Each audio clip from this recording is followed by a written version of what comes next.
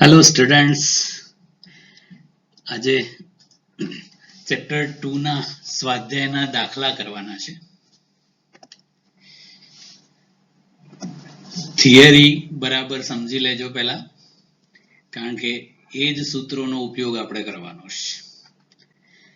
પહેલો દાખલો છે આપણો 5 into 10⁻⁸ કુલમ અને -3 into 10⁻⁸ કુલમના બે વિદ્યુત ભારો એકબીજાથી 16 સેન્ટીમીટર અંતરે રહેલા છે.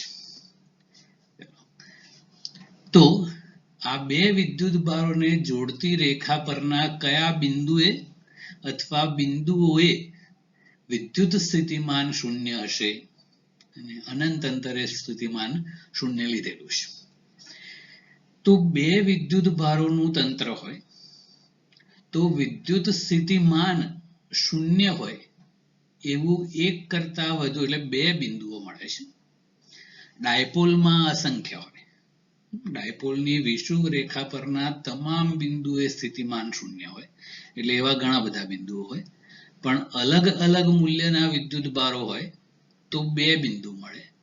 એક બંનેને જોડતી રેખા ઉપર વચ્ચે નાના વિદ્યુત ભારની નજીક હોય અને બીજું બંનેને જોડતી રેખા પર પણ 12 નાનાની નજીક હોય.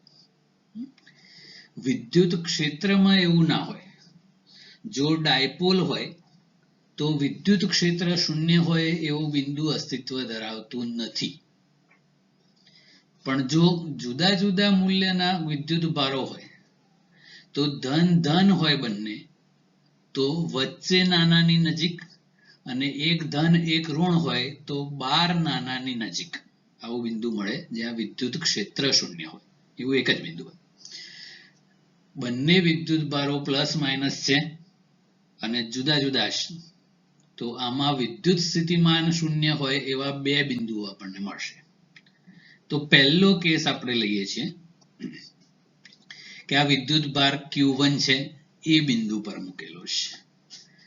બીજો વિદ્યુત ભાર Q2 છે એને બી પર મૂકેલો છે. બે વચ્ચેનું અંતર આપણને આપેલું છે 16 સેન્ટીમીટર. હવે આ પી બિંદુ છે જે બંને વિદ્યુત ભારોને જોડતી રેખા પર છે. તો અહીંયા સ્થિતિમાન શૂન્ય છે એવું ધારીએ. વાસ્તવમાં આ બિંદુ છે એ Q2 ની નજીક અહીંયા હોય, પણ આપણે તો શોધવાનું છે એટલે ગમે ત્યાં મૂકી દીધું, પણ બે ને જોડતી રેખા પર હોવું જોઈએ. તો અહીંયા સ્થિતિમાન ધારો કે શૂન્ય છે, તો આ બિંદુ ક્યાં આવેલું છે પી એ આપણે શોધવું છે. તો ધારો કે પી બિંદુ એ થી x અંતરે છે એટલે નેચરલી બી થી 16 સેન્ટીમીટર માઇનસ એક્સ, અથવા મીટરમાં કહીએ તો 0.16 મીટર માઇનસ એક્સ મીટર થાય. તો આપણે આ એક્સ નું મૂલ્ય શોધવાનું છે. તો વિદ્યુત સ્થિતિમાન પી બિંદુ એ કોના લીધે હોય? તો બંનેના લીધે હોય. એ પરના Q1 વિદ્યુત ભાર વડે પી બિંદુ આગળ સ્થિતિમાન ધારો કે VA છે, કે Q1 upon x જેટલું થાય, અને બી પરના વિદ્યુત ભાર વડે પી પરનું સ્થિતિમાન ધારો કે VB છે, તો એ કેટલું થાય? કે Q2 upon 0.16 માઇનસ x થશે આવું. અને કુલ સ્થિતિમાન કેટલું કરવાનું છે અહીંયા? 0. તો આ 0 બંનેમાંથી k common, Q1 by x plus Q2 upon d minus x. આપણે જ્યારે કિંમતો મૂકીશું ત્યારે આ માઇનસ નો ઉપયોગ કરશું. ઓકે, હવે કિંમતો મૂકીએ એ પહેલા k ને નીચે લઈ જાવ એટલે 0, Q1 by x as it is. આ Q2 upon d minus x ને સામે લઈ લો એટલે minus of Q2 upon d minus x થઈ જાય. એ d એટલે આ બે વચ્ચેનું અંતર 0.16 મીટર આપેલું છે. હવે કિંમતો મૂકીએ. Q1 5 into 10⁻⁻8 કુલમ, x શોધવાનું છે, માઇનસ ઓફ Q2 એટલે -3 into 10⁻⁻8 coulomb upon D minus x એટલે આ 0.16 - x. પછી તો ક્રોસ ગુણાકાર કરવાનો છે. પછી કિંમતો મૂકીને સાદુરૂપ આપીને x ને કરતા બનાવી દો એટલે x નું મૂલ્ય મળી જાય. એટલે આ Q1 વિદ્યુત ભારથી અથવા એ બિંદુથી બંને વિદ્યુત ભારોને જોડતી રેખા પર Q2 તરફ x અંતરે આવેલા બિંદુએ સ્થિતિમાન શૂન્ય થાય. ઓકે, હવે બીજો કેસ કરીએ. ઓકે, હવે કેસ 2 કરીએ આપણે.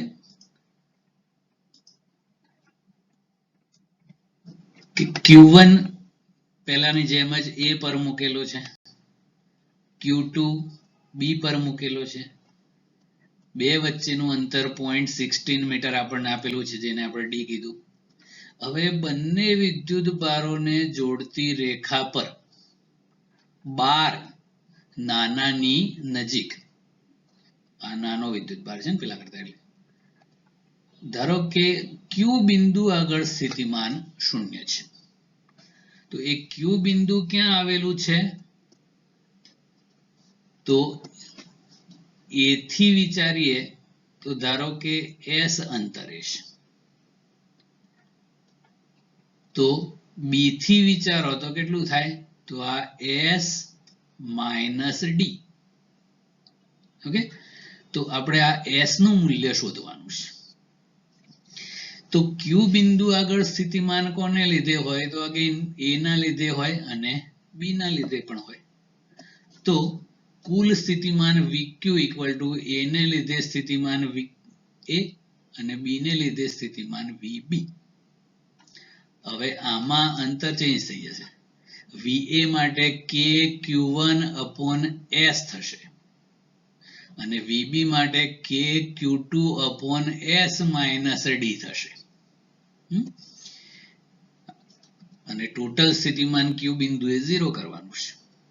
K ને નીચે લઈ જાઓ, Q1 upon S as it is, અને આને સામે લઈ જાઓ એટલે માઇનસ થઈ જાય. હવે કિંમતો મૂકીએ. Q1 ની કિંમત 5 into 10⁻³ કુલમ upon S શોધવાનો છે.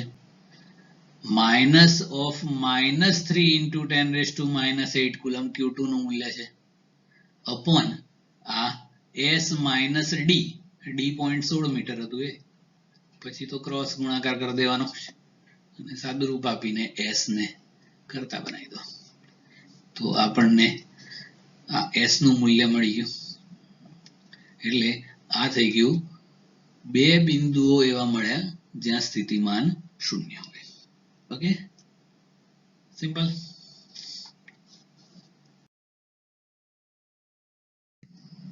હવે બીજો દાખલો છે.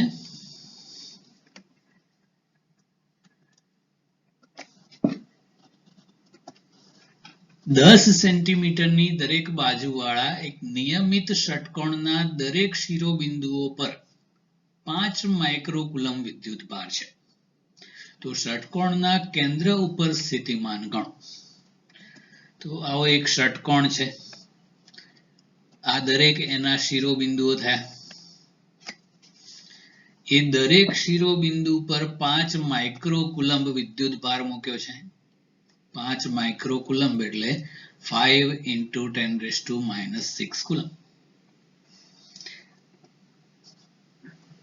આ થયું ષટકોણનું કેન્દ્ર O.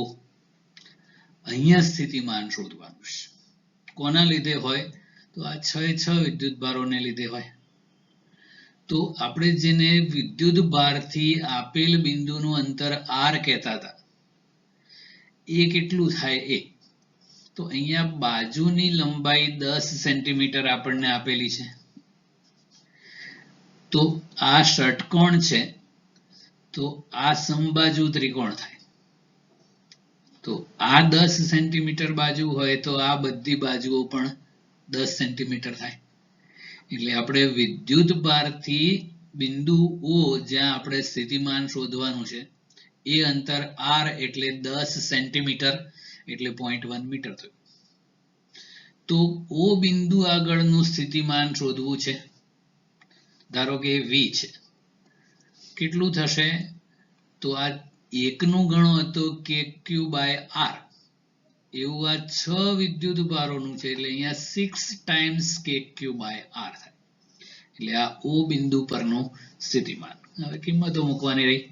6 K એટલે 9 into 10 raised to 9, Q આપણને આપ્યો છે 5 into 10 raised to -6, અને અહીંયા R એટલે 10 સેન્ટીમીટર એટલે 0.1 મીટર.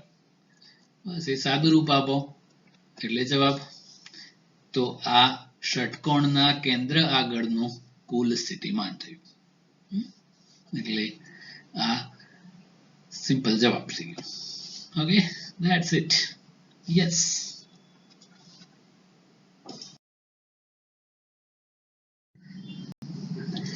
એક બીજો નાનકડો દાખલો, નંબર 3. બે વિદ્યુત ભારો 2 માઇક્રોકુલમ અને -2 માઇક્રોકુલમ એકબીજાથી 6 સેન્ટીમીટર દૂર આવેલા છે. A અને B પર મૂકેલા છે. એક ડાયપોલ થઈ ગયો. તો તંત્રના કોઈ એક સમસ્થિતિમાન પૃષ્ઠની ઓળખ કરો અને આ પૃષ્ઠ પરના દરેક બિંદુએ વિદ્યુત ક્ષેત્રની દિશા કઈ હશે એ જણાવો. તો આવા બે વિદ્યુત ભારો છે A અને B પર મૂકેલા, 2 માઇક્રોકુલમ અને -2 માઇક્રોકુલમ. હવે આપણે એક આવું પૃષ્ઠ વિચારીએ જે આ બંનેને જોડતી રેખા ઉપર બરાબર મધ્યમાંથી પસાર થતું અને આ AB ને લંબ હોય એવું એક સમતલ છે. હવે આના A ના લીધે ઉદ્ભવતું O પરનું સ્થિતિમાન KQ by R હોય અને B ને લીધે O પરનું સ્થિતિમાન -KQ by R હોય તો પરિણામી સ્થિતિમાન શૂન્ય થઈ જાય. આ વિષુવ રેખા પર આવેલું સમતલ છે ને, વિષુવવૃત્તીય સમતલ કહેવાય. એટલે આ પૃષ્ઠ છે એના દરેકે દરેક બિંદુ આગળ વિદ્યુત સ્થિતિમાન શૂન્ય હોય. અને આપણને ખબર છે કે વિદ્યુત ક્ષેત્ર હંમેશા સમસ્થિતિમાન પૃષ્ઠને લંબ જ હોય.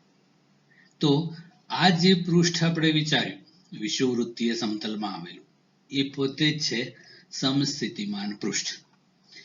AB ને લંબ, AB ને લંબ અને એના મધ્ય બિંદુમાંથી પસાર થતું સમતલ જ્યાં દરેક બિંદુએ સ્થિતિમાન શૂન્ય છે એટલે એ સમસ્થિતિમાન પૃષ્ઠ થયું. અને વિદ્યુત ક્ષેત્રની દિશા સમસ્થિતિમાન પૃષ્ઠને લંબ હોય અને ધનથી ઋણ તરફ હોય એટલે આ રીતે થઈ ગઈ. જો આને ડાયપોલ ગણીએ તો ડાયપોલ મોમેન્ટની દિશા ઋણથી ધન હોય. તો સમસ્થિતિમાન પૃષ્ઠ પર વિદ્યુત ક્ષેત્રની દિશા ધનથી ઋણ હોય. ડાયપોલ મોમેન્ટની વિરુદ્ધ દિશામાં હોય. એટલે -KQ by R cube caret P -KP upon R cube caret P કરતા હતા. Okay, that's it.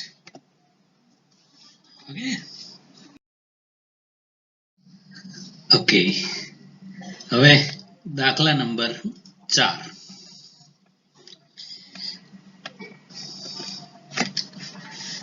Bar centimetre ત્રિજ્યાને એક ગોળાકાર સુવાહકની સપાટી પર 1.6 into 10⁻⁷ કુલંબ વિદ્યુતભાર નિયમિત રીતે વિતરિત થયેલો છે.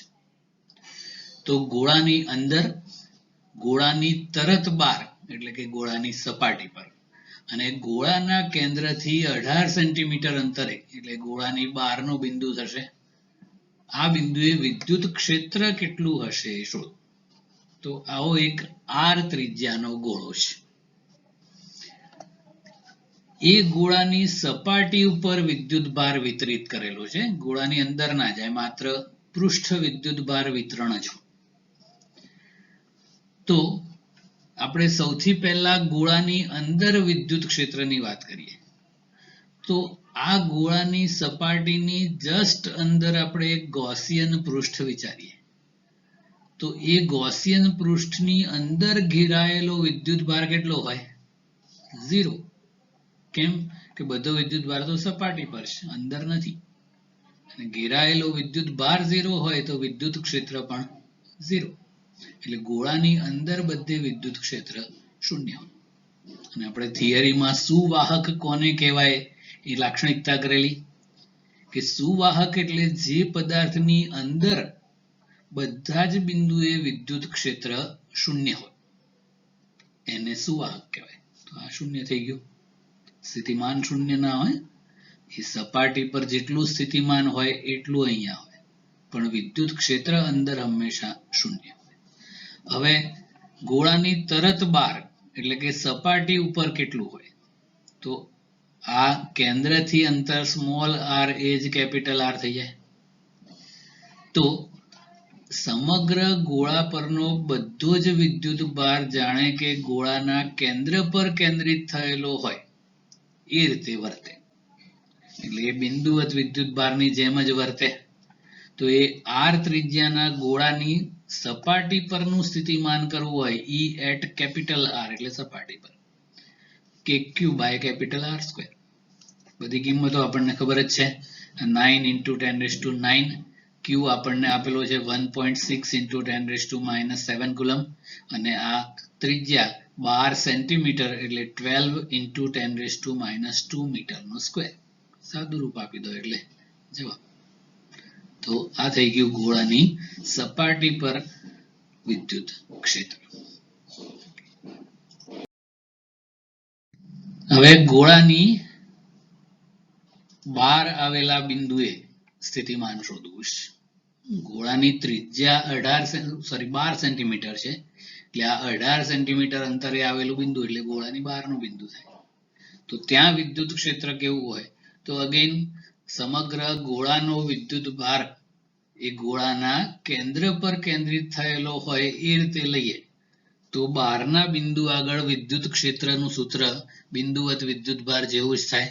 તો આ કેન્દ્રથી અંતર 18 સેન્ટીમીટર એટલે 18 × 10⁻² મીટર થયું. તો r અંતરે બિંદુવત વડે વિદ્યુત ક્ષેત્ર હોય એવું જ kq by R². કિંમત મૂકીએ. 9 × 10⁹ q આપેલો છે 1.6 × 10⁻⁷. હવે અંતર 18 × 10⁻² એનો હોલ સ્ક્વેર.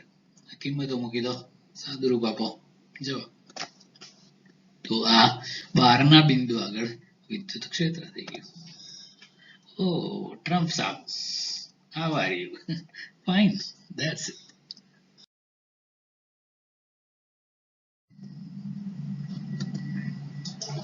દાખલા નંબર 5. બે પ્લેટો વચ્ચે હવા હોય એવા કેપેસિટરનું કેપેસિટન્સ 1 પિકોફેરાડે છે, 8 પિકોફેરાડે છે. જો બે પ્લેટો વચ્ચેનું અંતર અડધું કરવામાં આવે અને તેમની વચ્ચેના અવકાશને ડાયઇલેક્ટ્રિક અચળાંક 6 ધરાવતા દ્રવ્ય વડે ભરી દેવામાં આવે તો નવું કેપેસિટન્સ કેટલું થાય? તો પહેલા તો હવાવાળા કેપેસિટરની વાત કરીએ. તો કેપેસિટરમાં આવી બે સમાંતર પ્લેટ,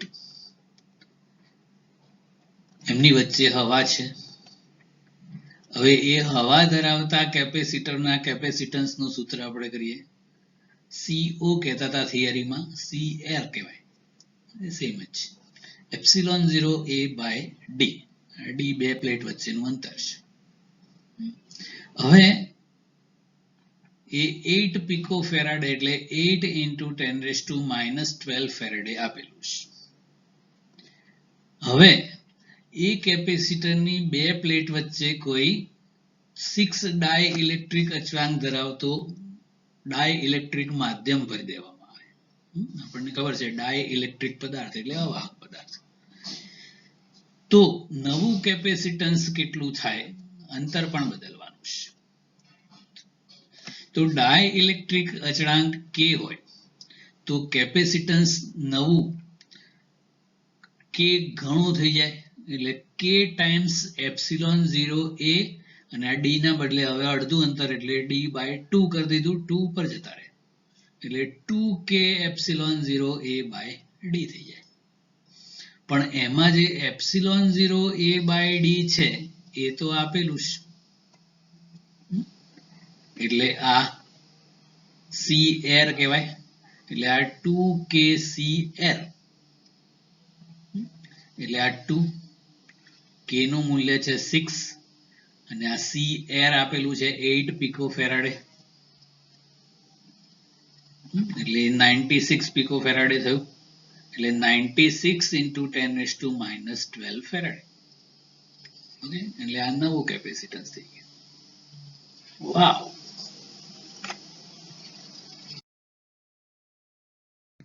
એક ઓર નાનકડો દાખલો, દાખલા નંબર 6. દરેક 9 પિકો ફેરેડે કેપેસિટન્સ ધરાવતા 3 કેપેસિટર્સને શ્રેણીમાં જોડેલા છે. તો આ સંયોજનનું કુલ કેપેસિટન્સ કેટલું થશે? અને સંયોજનને 120 વોલ્ટના સપ્લાય સાથે એટલે બેટરી સાથે જોડવામાં આવે તો દરેક કેપેસિટરને સમાંતર વિદ્યુત સ્થિતિમાનનો તફાવત કેટલો હશે? તો આવું એક કેપેસિટર C1 છે, બીજું C2, ત્રીજું C3, આ રીતે એકબીજા સાથે એક જ લાઈનમાં એટલે શ્રેણીમાં જોડેલા છે અને એમની વચ્ચે 120 વોલ્ટનો વિદ્યુત સ્થિતિમાનનો તફાવત લગાડેલો છે. તો સૌથી પહેલા તો શ્રેણી જોડાણમાં અહીંયા 3 કેપેસિટરના મૂલ્યો સરખા છે.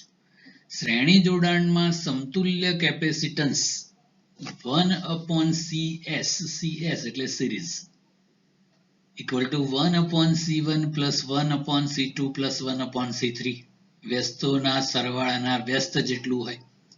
અને જો બધા કેપેસિટરના મૂલ્યો સરખા હોય, ધારો કે C, તો ડાયરેક્ટ આપણે આવું લખી શકીએ CS equal to C by N, N number of capacitors. તો પ્રત્યેક કેપેસિટન્સનું મૂલ્ય 9 pico farad divide by number of capacitors 3, એટલે સમતુલ્ય કેપેસિટન્સ થઈ ગયું 3 પિકો ફેરાડે, એટલે 3 into 10⁻⁻12 ફેરાડે. હવે બધા જ કેપેસિટરના મૂલ્યો એક સરખા છે, તો દરેક કેપેસિટરના બે છેડા વચ્ચેના વિદ્યુત સ્થિતિમાનના તફાવતો સરખા હોય. ધારો કે delta V1, delta V2, delta V3, બધાને સામાન્ય રીતે આપણે ડેલ્ટા V કહી દઈશું, એ આપણે શોધવાનું છે. તો શ્રેણી જોડાણમાં વોલ્ટેજોનો સરવાળો થાય,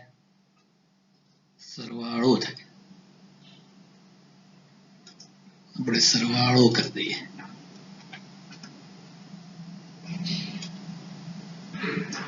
ઓકે, તો શ્રેણી જોડાણમાં આપણે નોંધ કરેલું, શ્રેણી જોડાણ હોય તો V નો સરવાળો Q સમાન હોય.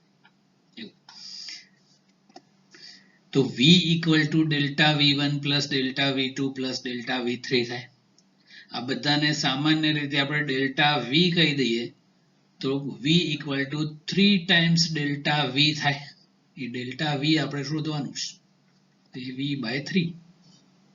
આ 120 આપેલું છે, 3 ડેલ્ટા V ને કરતા બનાવી દો એટલે 40 વોલ્ટ થાય. તો દરેકના બે છેડા વચ્ચેનો વિદ્યુત સ્થિતિમાનનો તફાવત 40 વોલ્ટ, એટલે ટોટલ 120 વોલ્ટ થઈ જાય. Okay, yes.